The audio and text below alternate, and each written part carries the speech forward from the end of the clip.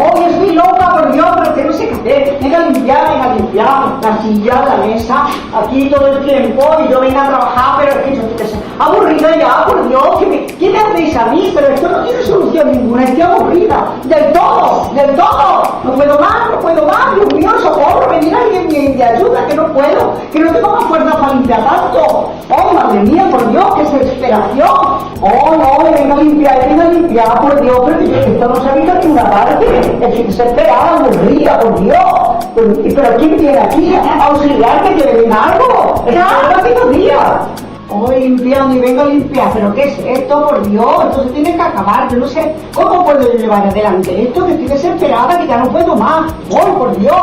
Oh, Dios mío, si llevo yo no sé cuánto tiempo aquí, 3 horas, y vengo a fregar, estoy desesperada, que si esto no se pone bien. Pero que producto es este, si no sé, pero que me den una solución, que me digan algo, por favor, pido socorro. Es que ya no sé qué hacer. Ay, madre mía, venga, y eso no se arregla. Y yo vengo a trabajar, pero que soy una mujer, que no abusen de mí, por favor, que no quiero que abusen de mí, pero oiga, ¿quién quiere, por favor, mentírmelo? ¡Socorro! Que no tengo más.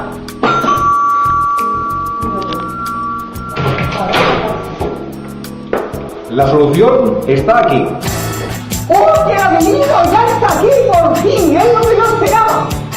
Ya no va a sufrir más. ¡Oh, menos mal! Es lo que yo esperaba. Se lo regalo. Gracias. Y recuerde, el algodón ¡No engaña!